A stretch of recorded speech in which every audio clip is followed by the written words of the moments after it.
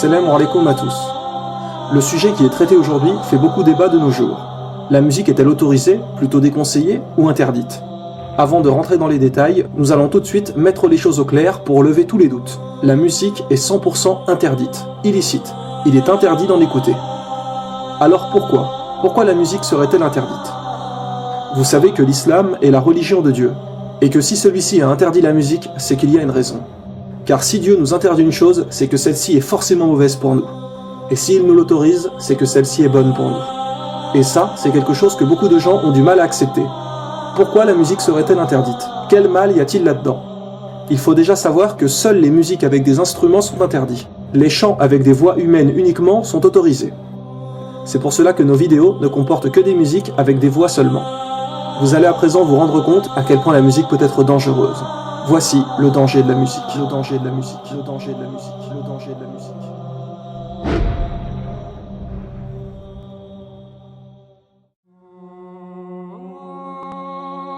Étiez-vous conscient que la musique est un objet de manipulation? Étiez-vous conscient que celle-ci vous affecte dans vos choix personnels? Nous allons vous expliquer un peu plus en détail. Déjà, il faut savoir que la musique met l'être humain dans certains états. Par exemple, écouter une musique triste va souvent vous rendre triste. Une musique qui bouge va vous exciter. La musique, en fait, affecte votre état général. Par exemple, nous connaissons une personne qui nous appelait fréquemment et qui nous parlait de suicide. Et devinez quoi? À chaque fois, nous entendions que cette personne écoutait en fond les musiques tristes du film Titanic. Quand vous regardez un film d'horreur par exemple, ce qui va vous faire peur, ce sont les musiques. Quand vous allez sursauter, c'est suite à un gros boom après un silence.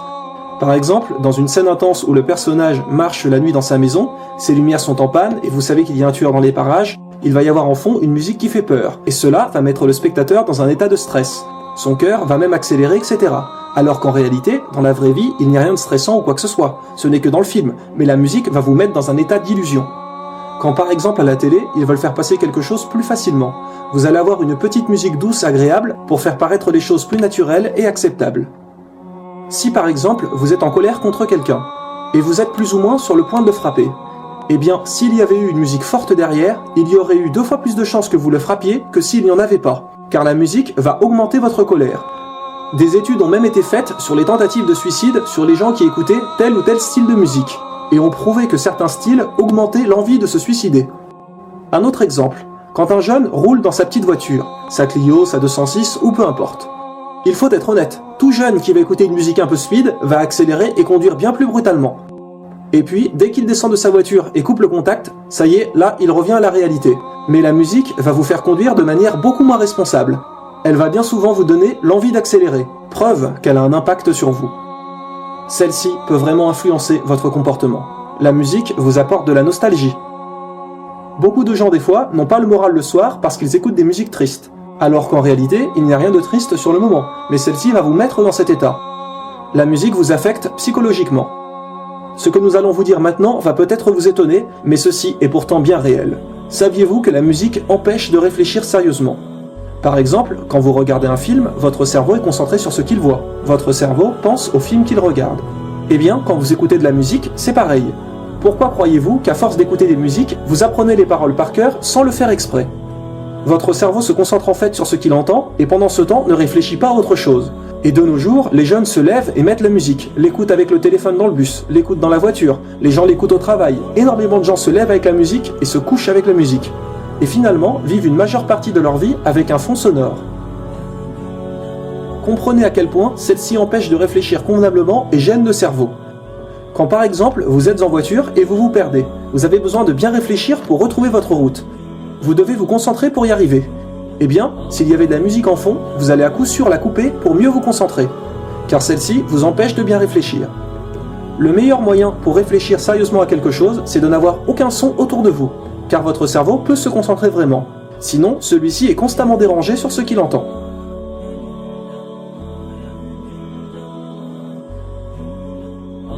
Des fois, des hommes vont mettre des petites musiques douces en fond pour essayer de draguer des filles. Ou bien dans des soirées, des musiques de discothèque pour mettre à l'aise les femmes, et donc leur faire baisser leur garde. Regardez en boîte de nuit comment les gens dansent. Sans musique, personne ne danserait, les gens n'oseraient pas. Ils ont besoin de cette musique qui va les affecter physiquement pour ne plus trop réfléchir et pouvoir plus ou moins se lâcher et être à l'aise. Beaucoup de gens, avec des musiques de discothèque en fond, vont aller draguer. Car comme il est dit, la musique masque un peu la vérité et vous met à l'aise. Vous perdez en vérité votre morale avec celle-ci. Elle masque vraiment les choses et vous met dans une ambiance qui est fausse. Ce que l'on veut expliquer par là, c'est que vous compreniez que la musique peut vous affecter réellement. Un peu comme l'alcool. Beaucoup de gens ne peuvent pas s'amuser sans alcool. Donc ils boivent pour pouvoir se lâcher. Comment se fait-il qu'ils ont besoin de quelque chose pour pouvoir s'amuser ? Normalement, l'être humain n'a pas besoin de ça. La musique, c'est un peu pareil. Vous avez besoin de choses qui vous affectent dans votre corps et qui vous fait un peu oublier votre moralité pour faire certains actes.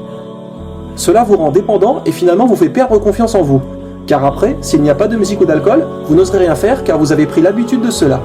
Donc à force d'en écouter, comme il est dit, vous devenez dépendant. Et tout ce qui peut rendre dépendant l'être humain est néfaste pour lui. Que ce soit la cigarette, l'alcool, la drogue, etc. Vous voyez l'influence que cela peut avoir sur le corps humain. La musique est donc un excellent moyen de contrôle pour mieux faire passer quelque chose. Parfois donc dans un film, un passage paraîtrait ridicule, mais avec une bonne petite musique bien placée, les choses passeront beaucoup mieux. La musique peut avoir un réel pouvoir de manipulation si elle est bien utilisée et peut vraiment masquer la réalité dans beaucoup de cas. Et les choses sont encore pires de nos jours. Saviez-vous que beaucoup de chanteurs cachent des paroles ou des actes sataniques dans leur musique et leurs clips ? Une grande majorité de la population mondiale écoute de la musique et malheureusement une minorité comprend le sens réel de celle-ci et des effets que cela a sur le public. Il n'y a pas besoin de montrer les clips d'aujourd'hui pour prouver les références au sexe, satanisme, alcool, etc.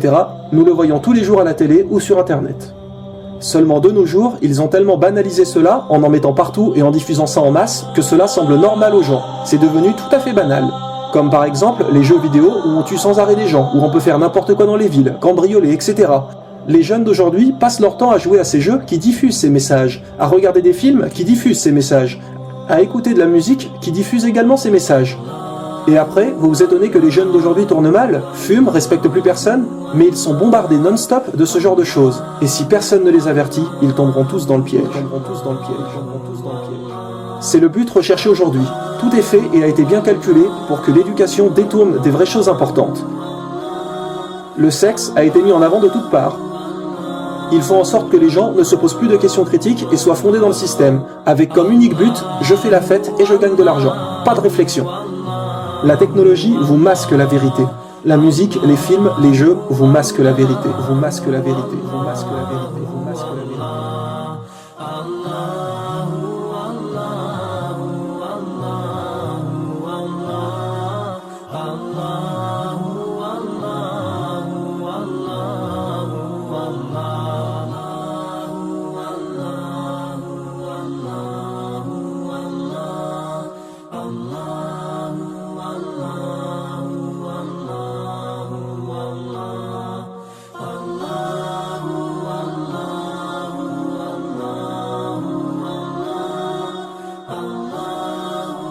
Et vous pensez que la musique, tous ces films où il y a des scènes obscènes, ces jeux vidéo, etc.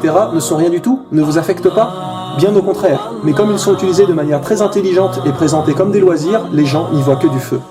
Un grand homme a dit un jour, il y a deux amours qui ne peuvent pas cohabiter dans le même cœur. L'amour du Coran et l'amour de la musique. L'un chassera l'autre. Et c'est valable pour toutes les autres choses. Vous ne pourrez pas à la fois aimer ce que Dieu nous demande et à la fois aimer ce que Dieu nous interdit et que le diable vous pousse donc à commettre. Prenez bien conscience de ces choses-là. Comment se fait-il que nous entendions de telles paroles dans nos musiques aujourd'hui ? Par exemple, Marilyn Manson, dans son album Antéchrist Superstar, il est dit « Le moment est arrivé, c'est clair, notre Antéchrist est presque là, c'est fait ». Ou bien Eminem « Mon âme est possédée par ce diable ». Ou bien encore John Lennon « Je sais que les Beatles connaîtront le succès comme aucun groupe ne l'a encore connu, je le sais très bien, car pour ce succès, j'ai vendu mon âme au diable ». Nous ne perdrons pas plus de temps à énoncer d'autres exemples, mais ce n'est pas difficile à comprendre quand on écoute les paroles ou regardons les clips de tous ces chanteurs et chanteuses comme Rihanna, Lady Gaga, Jay-Z, etc. Comment se fait-il que les jeunes qui entendent ces paroles les chantent et les répètent ? Car en réalité dans leur tête, ils ne réfléchissent pas et répètent tout bêtement. Donc forcément, dès que de vraies paroles arrivent, comme des paroles importantes et en l'occurrence les versets du Coran, ils font comme une allergie à ça, comme si ils ne supportaient pas. Parce qu'en fait leur cœur est imprégné de choses mauvaises. Vous savez mes frères et sœurs, le cœur est comme une éponge, il absorbe ce qu'il a autour de lui. Donc notre cœur peut être noir ou blanc selon ce que vous lui donnez. Vous voulez laver votre cœur, entourez-le de bonnes choses, du Coran, de prières, etc. Et il absorbera et s'imprégnera de ça. Mais si vous écoutez et regardez constamment des choses obscènes, votre cœur s'imprégnera donc de ça et s'attachera à ces choses puisqu'il en est complètement imbibé. Et vous aurez l'impression d'aimer les péchés, en vous disant que ce n'est pas si grave que ça. Vous croyez que ces choses sont un bien alors qu'elles sont un mal pour vous. Et d'ailleurs Allah nous le dit bien dans le Coran, chapitre 2, verset 216. Il se peut que vous ayez de l'aversion pour une chose alors qu'elle vous est un bien, et il se peut que vous aimiez une chose alors qu'elle vous est mauvaise. C'est Allah qui sait alors que vous ne savez pas.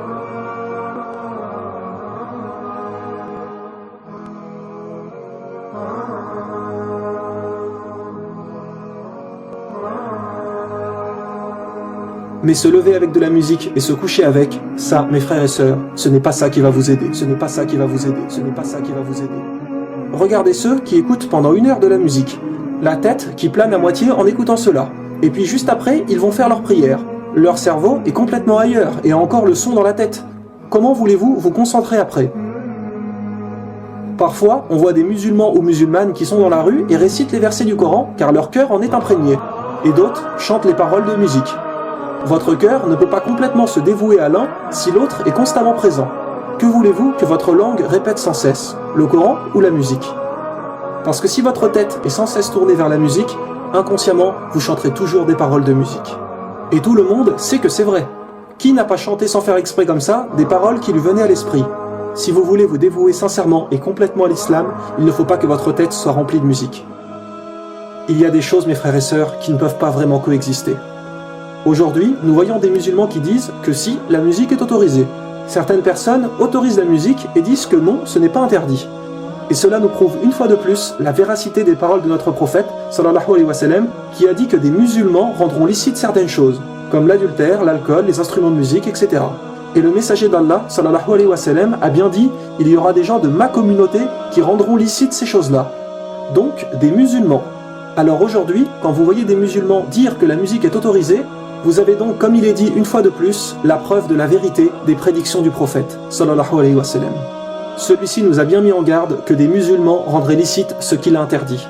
Et le prophète Mohammed, sallallahu alayhi wa sallam, a bien dit « Celui qui dit sur moi ce que je n'ai pas dit, qu'il prépare sa place en enfer ».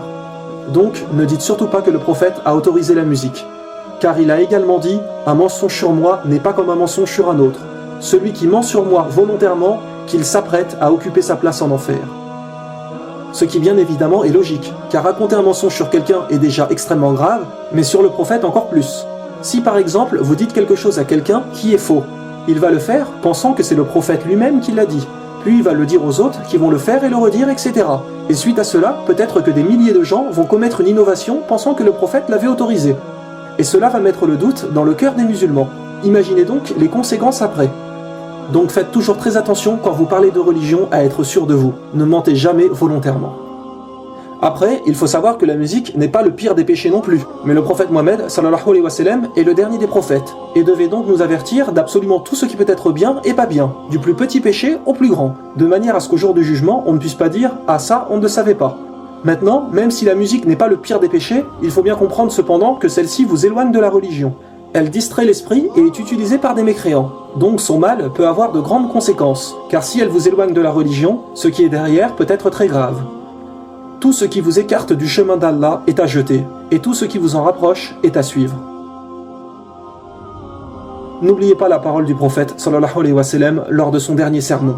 Il a dit « Je vous laisse derrière moi deux choses, le Coran et la Sunna, et si vous les suivez, vous ne vous égarerez jamais. » Attention, nous ne disons pas que ça y est, vous ne pouvez plus aller faire les courses dans les supermarchés parce qu'il y a de la musique par exemple.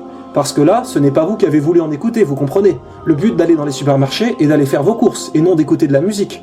Et ce qui compte, c'est ce qui est fait de votre propre volonté. Dans un supermarché, ce n'est pas vous qui mettez la musique, c'est d'autres gens. Par contre, quand vous mettez de la musique chez vous, quand vous en mettez dans votre propre voiture, etc., là, c'est vous, de votre propre volonté, qui la mettez pour en écouter. Sachez qu'il y a encore plein d'autres raisons de pourquoi la musique est interdite, mais nous n'avons pas le temps de tout mentionner.